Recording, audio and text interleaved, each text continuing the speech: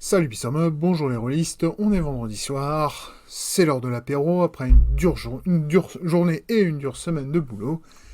Et pour commencer le week-end et me détendre, je me suis dit quoi de mieux que commencer en me triturant les ménages sur une question que je n'ai pas préparée à l'avance pour bien me perdre dans mes idées pendant que j'y réponds.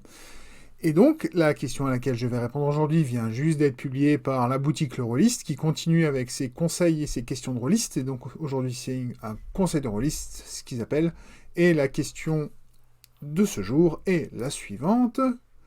Comment gérez-vous l'organisation des sessions? Alors, ça va se résumer assez rapidement. Si je devais faire court, ce serait grâce à la session 0. La session 0, elle va me permettre, comme vous pouvez vous référencer à la vidéo, pardon, c'est de ce côté-là, que j'avais déjà faite sur la session 0. Et normalement, justement, pendant la session 0, on couvre tout ce qui est organisation. Où, quand, comment, qui ramène quoi, tout ça. Donc généralement, c'est là que ça va se faire. Si je dois me fier, enfin si je dois plutôt parler de mon expérience perso, quand moi quand j'organise des parties, donc c'est généralement que je suis le MJ, je vais soit le faire chez moi, ce qui est pour le moment difficile. Bientôt, j'espère que ce sera beaucoup moins. Comme dit, hein, l'idée c'est toujours qu'il y ait bientôt un changement de fond. Donc vous verrez bien quand ça arrivera. Et si je peux pas jouer chez moi, je vais essayer d'organiser ça ailleurs, soit chez un autre joueur, soit dans un endroit où je peux le faire tranquillement. Il y a des bars à jeux qui existent à Strasbourg et je suppose dans plein d'autres villes qui vont permettre contre espèce sonnante et trébuchante, de rester 2, 3, 4 heures et faire une partie. Généralement, il faut réserver bien à l'avance parce que ces endroits sont victimes de leur succès et il y a une bonne file d'attente. Voilà. Ça, c'est pour le lieu. Si je dois me soucier de où et quand, pareil de nouveau, ça va être... et c'est très important que ce soit défini de manière pérenne. On ne peut pas modifier ça tout le temps. Vaut mieux essayer d'avoir un créneau dédié. Ou alors, il faut vraiment que tout le monde soit d'accord que le créneau va changer d'une fois à l'autre. Et à ce moment-là, je conseille d'utiliser des outils très simples d'organisation en ligne. Le meilleur que j'ai vu, qui regroupe plein de choses, je suis d'ailleurs en train d'hésiter d'en faire une vidéo même, c'est de parler d'un concurrent à Discord qui s'appelle Guilded, et qui est très pratique parce qu'il fait forum, il fait comme un serveur Discord, donc texte et vocal, vidéo, on peut héberger un petit forum dessus, on peut partager des médias, on peut partager des documents. Il y a surtout, très important, 2 modules qui permettent, de savoir quand est dispo les gens, et d'avoir un calendrier accessible à tous les membres du serveur, qui pourront voir quand est-ce que la prochaine partie est organisée, ou d'autres événements que vous pouvez organiser, qui n'ont rien à voir avec la partie. Donc voilà. À ce moment-là, je vais utiliser ce genre de choses. Moi, dans le cadre professionnel, j'utilise un agenda électronique, on va dire. Pour mon métier, ça va plutôt être Exchange, donc la partie Microsoft. Pour mes parties JR, je vais plutôt utiliser Google, parce qu'il y a plus de gens qui utilisent Google, que ce soit pour l'email ou quoi que ce soit, donc qui sont dans cet écosystème-là, donc c'est beaucoup plus pratique.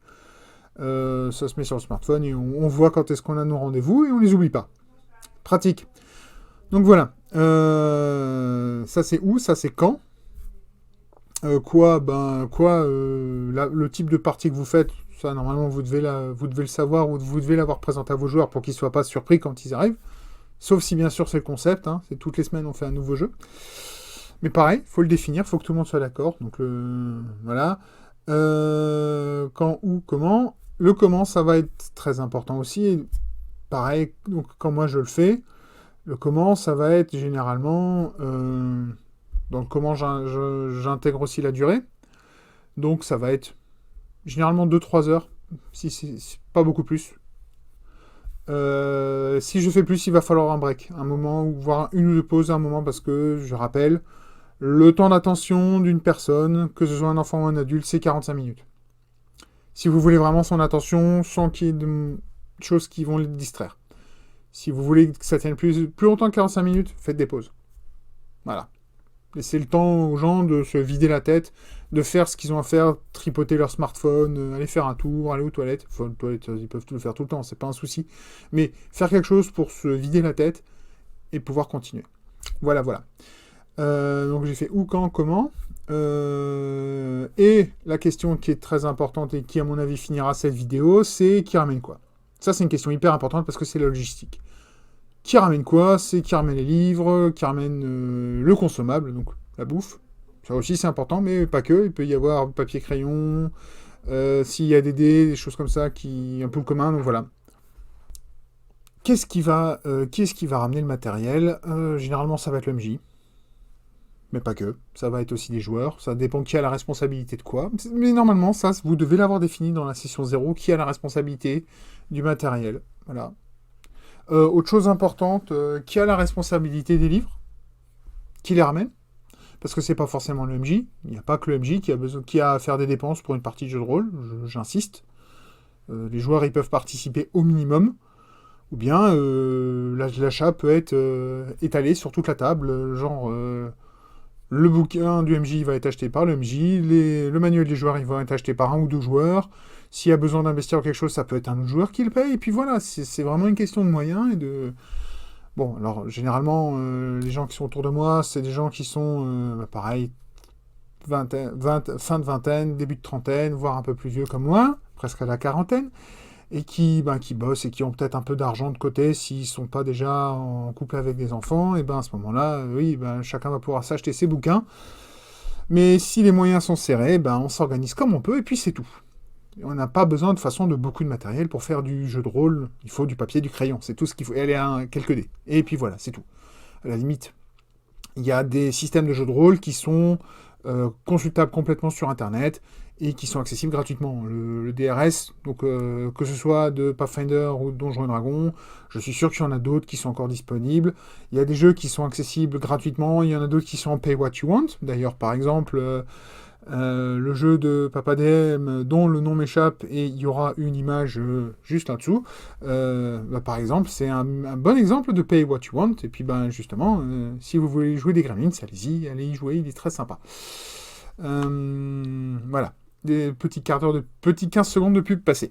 Donc voilà, le matériel, ça va dépendre de qui a la responsabilité de quoi, mais pareil, normalement, vous devez l'avoir défini, et généralement, quand moi je joue, ce que j'attends, c'est que mes joueurs ramènent leur matériel. Pour les bouquins, généralement, je fais jouer des jeux dont j'ai les bouquins, donc je vais au moins ramener mes bouquins. Si des joueurs ont les leurs, ils peuvent les ramener aussi, c'est très bien. Je vais laisser la responsabilité des fiches personnages aux joueurs eux-mêmes, parce que c'est leur perso, il n'y a pas de raison que moi, je vais intervenir et à m'en occuper. Le seul moment où je vais les traîner, c'est si on fait une création de perso ou quelque chose comme ça, un endroit qui n'est pas dans...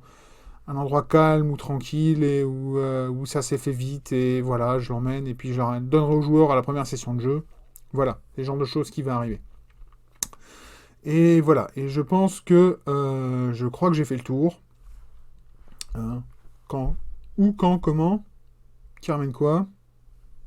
Voilà, sinon après le reste c'est les autres parties de la session 0 qui sont beaucoup moins liées aux parties aux sessions de jeu, mais plus liées au jeu en lui-même, et donc je ne pense pas que je vais avoir besoin de les couvrir ici.